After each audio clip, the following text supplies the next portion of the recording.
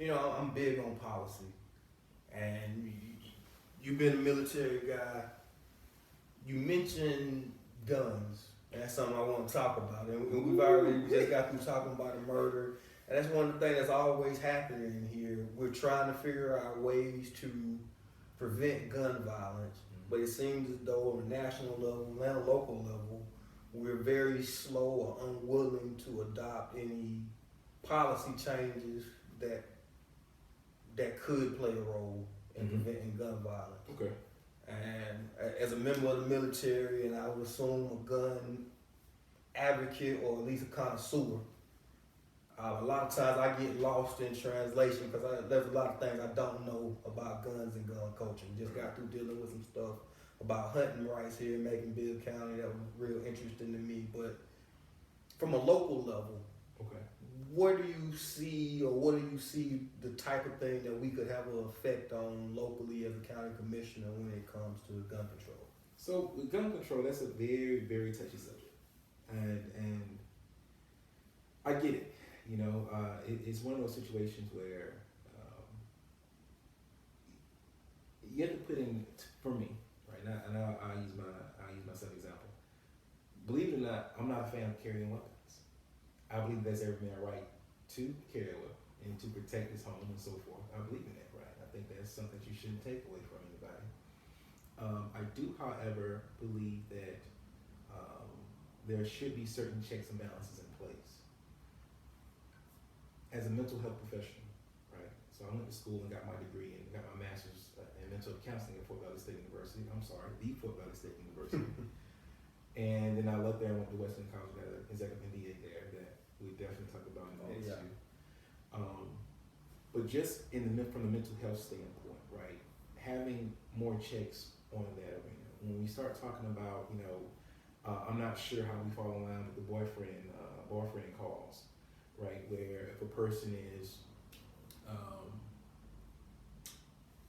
oh man, Seems like you're talking about red flagging, which I'm an advocate for. That if you're having an issue where you suspect somebody either on suicide watch or there's been a domestic abuse incident, right, or you say some type of mental health thing that your family is concerned about. Those are times we should step in and say, hey, for your safety and for the safety of those around you, this may be an incident where we have to, confiscate a weapon, and then once upon, getting evaluated like you needed to, here you go. Right.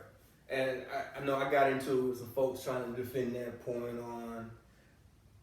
I definitely agree with, and we definitely should be able to go to the point where you can't get a new weapon. If somebody just called you out or you just got fired from your job and you said that you were going to shoot the place up, we should have a provision in place where somebody can call and let the state or the courts know that, hey, you need to add this man to a list today. So if he shows up at Academy Sports, like he can't do business that moment.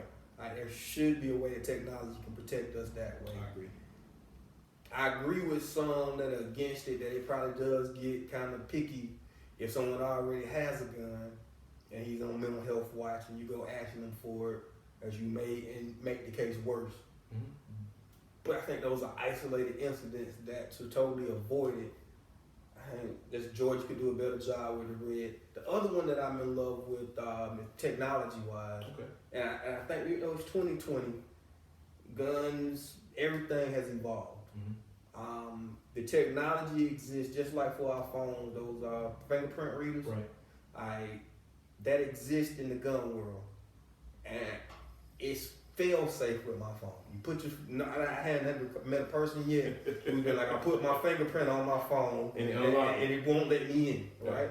Right? I just can't get into my phone today. It's not reading my fingerprint. That's not a thing, right? We've already perfected that technology, added to the gun, added to the gun safes, so that way if your gun is stolen or anything like that, it's inert. You see it in some of the sci-fi movies, right?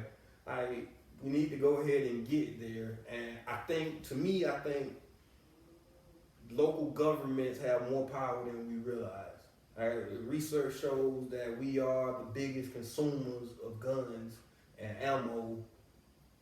Just, you think hunters do a lot, but Macon-Bill County government, the Warner Robins government, You add military base, all the training rounds that we go through every year, like we are winning.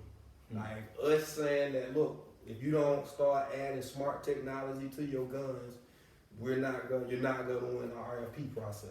I mean, you have that piece, right? And I'll bring up two things that I'm sure you know about. Of course, with ammo. So a lot of times the running I say joke is, well, we can't control your weapons, but we can control the ammo that comes out, right? So if you say, hey, you only allotted so many boxes, or you can register yourself to so many boxes of ammo, and this is the serial number for that ammo, then okay, well, cool, that's one way. One way that I've seen while in DC, have an opportunity to sit down with different board members and sit down with different committees there, is that they have a new system in Baltimore where if a gunshot rings out, right, there is a system that is set up in certain areas throughout the community that picks up that gunshot and it automatically pings it back. Yeah, shot spotter. Yeah. Automatically pings it back to the network.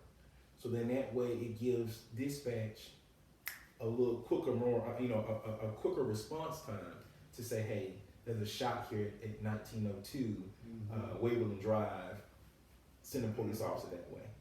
It may not be anything, but yet and still we responded quickly. Yeah, and when they were, we were implementing the camera program here, surveillance, and that was one of the upsell features.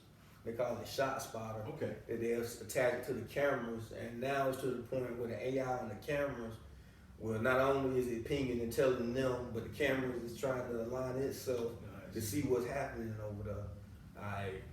It's technology, and what Big Brother is doing in some cases is it's scary in the ways that they're trying to keep us safe with technology. Yeah. But it's coming. I think it's much needed.